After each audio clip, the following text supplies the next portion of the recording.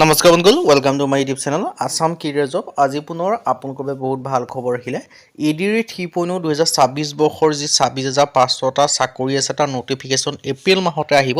তাৰ পৰা এটা ডাঙৰ আপডেট আহি গ'লে। চ' কেনেকৈ এপ্ৰিল মাহত আহিব, লগতে কি আপডেট হৈছে সকলোখিনি কথা জনাই আছোঁ। চ' ভিডিঅ'টো আপোনালোকে শেষলৈকে চাব, আৰু যদি ভিডিঅ'টো ভাল পায় ভিডিঅ'টো লাইক এটা কৰিব পাৰে, লগতে চেনেলটো ছাবস্ক্ৰাইব কৰিব পাৰে। এনেকুৱা ধৰণৰ ভিডিঅ'সমূহ প্ৰতিদিনে পাই থ'ব। আৰু আমাৰ হোৱাটছআপ চেনেল ভিডিঅ' ডেছক্ৰিপশ্যন দিয়া আছে, তাত গৈ ফ'ল'টো কৰি দিব পাৰে। তেতিয়া আপোনালোকে ডেইলি জবৰ আপডেটসমূহ পাই থাকিব পাৰিব।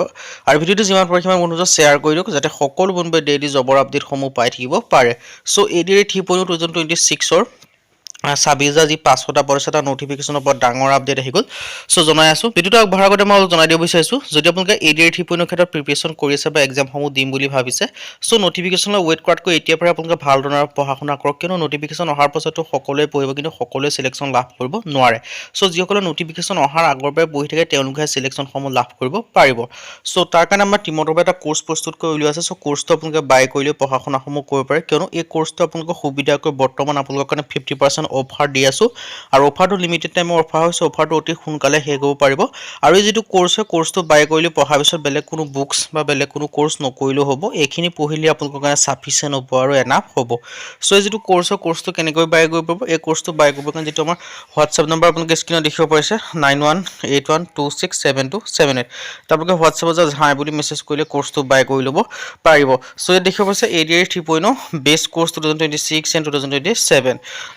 ADR 3.0 বেষ্ট কোৰ্চ 2026-27 বৰ্ষৰ ক্ষেত্ৰত ইয়াত দেখিব পাৰিছে কি লাভ কৰিব পাৰিব। 10,000 question with answer, 10,000+ question with answer, 10,000+ প্ৰশ্ন উত্তৰ লাভ কৰিব পাৰিব।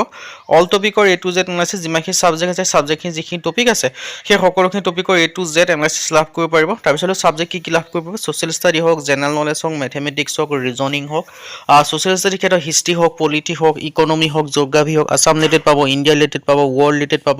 চ' সকলোখিনি পাব। তাৰপিছত জেনেৰেল নলেজ পাব।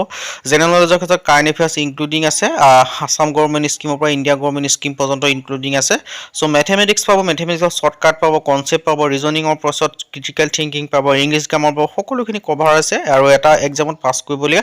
আৰু এইখিনি পঢ়াৰ পিছত বেলেগ ক'তো কিবা বিচাৰি যোৱাৰ কথা নাই। এইখিনি কোৰ্চটো বাই কৰি লোৱাৰ পিছত ইয়াতে সকলোখিনি কণ্টেণ্ট পাই যাব। তাৰপিছত আপোনালোকে যেতিয়া কোৰ্চটো বাই কৰি পঢ়িব, তাৰপিছত নিজকে পৰীক্ষা কৰি চাব লাগিব। চবকে নিজকে পৰীক্ষা কৰি চাবৰ কাৰণে 10খনকৈ ADR 3.0 ষ্টেণ্ডাৰ্ড লেভেলৰ মক টেষ্টৰ কাৰণে টেষ্ট পেপাৰ লাভ কৰিব পাৰিব। লগতে আপোনালোকে প্ৰিভিয়াছ ইয়েৰ কুৱেশ্যন পেপাৰো লাভ কৰিব পাৰিব উইথ এনচাৰ শ্বীটৰ সৈতে।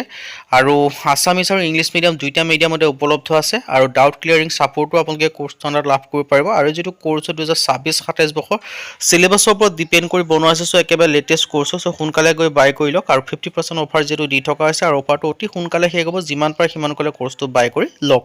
চ' কেনেকৈ বাই কৰিব পাৰিব আকৌ এবাৰ জনাই দিব বিচাৰিছোঁ। ইয়াৰ কাৰণে বাই কৰিবৰ কাৰণে যিটো আমাৰ হোৱাটছআপ নম্বৰ আপোনালোকে স্ক্ৰীনত দেখিব পাৰিছে 9181267278, হোৱাটছআপত জাষ্ট হাই বুলি মেছেজ কৰিলে কোৰ্চটো বাই কৰি ল'ব পাৰিব। চ' এতিয়া মই আহিলোঁ মেইন ভিডিঅ'টো আপোনালোকক কৈছিলোঁ যে ADR 3.0 যিটো ভেকেঞ্চি আছে এইটো আপোনালোকে এপ্ৰিল মাহতে আহিব। তাৰ ওপৰত এটা ডাঙৰ আপডেট আহিছে। কি আপডেট আহিছে মই সকলোখিনি কথা জনাই আছোঁ। ADR 3.0 কিয় এপ্ৰিল মাহত আহিব সেই কথাবোৰ মই আপোনালোকক জনাই আছোঁ। চ' ভিডিঅ'টো শেষলৈকে চাব। চ' আপোনালোকৰ হাতত বেছি সময় নাই, কিয়নো আপোনালোকে এতিয়াৰ পৰাই পঢ়া শুনা আৰম্ভ কৰক, তেতিয়াহে আপোনালোকে চিলেকশ্যনসমূহ লাভ কৰিব পাৰিব। চ' তাৰ আগতে মই ডিটেইলছত অলপ জনাই দিব বিচাৰিছোঁ। ADR 2026 when Assam Direct Recruitment 3.0 vacancy announce. ADR 3.0 ভেকেঞ্চিসমূহ কেতিয়া আহিব, এপ্ৰিল মাহত আহিব, কোনটো তাৰিখে আহিব, লগতে কিয় আহিব, চিক্ৰেট আপডেট আহিছে, মই সকলোখিনি কথা আপোনালোকক জনাই আছোঁ। চ' দেখিব যে পোষ্ট নেম গ্ৰেড 3 গ্ৰেড 4 তাৰ আগতে কি পোষ্ট আহিব পাৰে সেইখিনি মই জনাই ল'ব বিচাৰিছোঁ। বিশেষকৈ ইয়াত গ্ৰেড 3 গ্ৰেড 4 লেভেলৰ ভেকেঞ্চি আহিব। অৰ্গেনাইজেশ্যন নেমটো দেখিব যে ষ্টেট লেভেল ৰিক্ৰুটমেণ্ট কমিশ্যনৰ আণ্ডাৰত আহিব। আৰু ইয়াৰ ক্ষেত্ৰত ADR 2026ৰ ক্ষেত্ৰত আপোনালোকে দেখিব যে প্ৰথম এক্সাম পাতিছিলে 2022 বৰ্ষত, তাৰপিছত পাতিলে 23-24 বৰ্ষত, তাৰপিছত নেক্সট ADR 3.0 আহিবলৈ গৈ আছে। চ' ADR মানে আপোনালোকে নিশ্চয় গম পায় অসম গভৰ্ণমেণ্টৰ যিমানখিনি ডিপাৰ্টমেণ্ট আছে গ্ৰেড 3 গ্ৰেড 4 ধৰি লওক এডুকেশ্যন হওক বা আপোনালোকৰ APDCL হওক বা আপোনালোকৰ PNRD হওক, তেনেকৈ আপোনালোকৰ যিমানখিনি ডিপাৰ্টমেণ্ট আছে, ৱাটাৰ ডিপাৰ্টমেণ্ট হওক, ৱাটাৰ ৰিচোৰ্চ হওক, ইনকাম টেক্স হওক, সকলোখিনি যিখিনি ডিপাৰ্টমেণ্ট আছে সেই সকলোখিনি ডিপাৰ্টমেণ্টৰ আপোনালোকৰ গ্ৰেড 3 গ্ৰেড 4 লেভেলৰ যিমানখিনি ভেকেঞ্চি থাকে সেই সকলোখিনি ভেকেঞ্চি আপোনালোকে ধৰি লওক ADR লেভেলত আপোনালোকৰ গ্ৰেড 3 গ্ৰেড 4 SLRC কম্পিটিশ্যন পাতে। আৰু ইয়াৰ ক্ষেত্ৰত আপোনালোকে আবেদন কৰিবৰ কাৰণে আপোনালোকে মিনিমাম যদি আপোনালোকে 8 পাছ কৰিছে তেতিয়া আবেদনসমূহ কৰিব পাৰিব।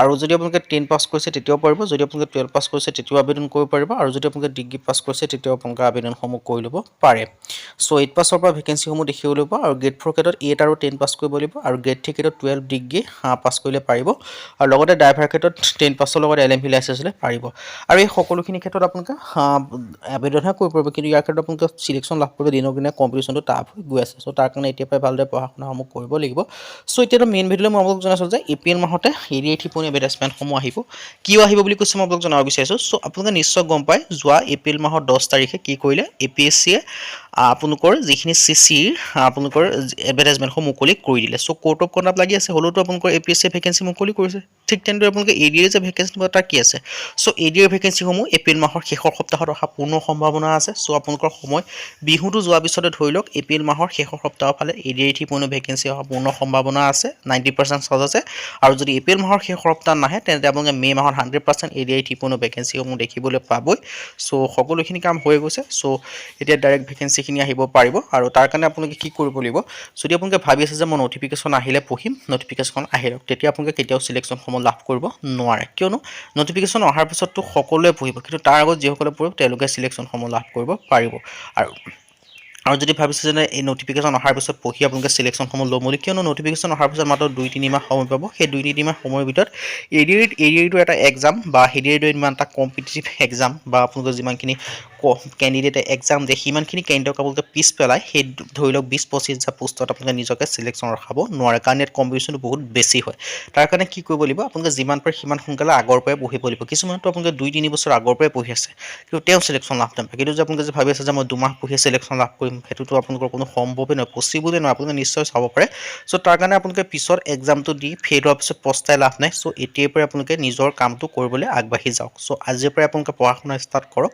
আৰু তাৰ কাৰণে আমাৰ যিটো কোৰ্চ হয় সেই কোৰ্চটো আপোনালোকে বাই কৰিলে পঢ়িব পাৰে কাৰণ সেই কোৰ্চটোত সকলোখিনি ইনক্লুডিং আছে A to Z কম্পিটিশ্যনৰ পৰা কেনেকৈ কি সকলোখিনি কুৱেশ্যন এনচাৰৰ পৰা আদি কৰি সকলোখিনি ইনক্লুডিং আছে মক টেষ্টৰ পৰা টেষ্ট পেপাৰৰ পৰা আদি কৰি সকলোখিনি ইনক্লুডিং আমাৰ সেই কোৰ্চটোতে পাই যাব চ' সোনকালে গৈ বাই কৰি লওক যাতে সেই কোৰ্চটো আপোনালোকে পঢ়াৰ পিছত আপোনালোকে নিশ্চয় ৰিভিউবিলাক আপোনালোকে দেখিব পাৰিছে one of the best review সকলোৱে দিছে আৰু সেই কোৰ্চটোত পঢ়ি আপোনালোকে এটা ভাল কোৰ্চ হয় one of the best course হয় আৰু সেই কোৰ্চটোত কি পায় আপোনালোকে জনাইছিলে মক টেষ্টৰ পৰা আদি কৰি সকলোখিনি কণ্টেণ্ট এভেইলেবল আছে আৰু সেই কোৰ্চটো বাই কৰিলে পঢ়িলে বেলেগ কোনো বুকছ বা বেলেগ কোনো কোৰ্চ নকৰিলেও হ'ব এইখিনি পঢ়িলে আপোনালোকৰ কাৰণে চাফিচিয়েণ্ট হ'ব আৰু আপোনালোকৰ সুবিধাকৈ বৰ্তমান আপোনালোকৰ কাৰণে 50% অফাৰ দি আছোঁ অফাৰটো লিমিটেড টাইমৰ হয় চ' সোনকালে গৈ কোৰ্চটো বাই কৰি লওক আৰু বাই কৰিব কাৰণে যিটো আমাৰ হোৱাটছআপ নম্বৰ আপোনালোকে স্ক্ৰীনত দেখিব পাৰিছে 9181267278 আপোনালোকে হোৱাটছআপত হাই বুলি মেছেজ কৰিলে কোৰ্চটো বাই কৰি ল'ব পাৰিব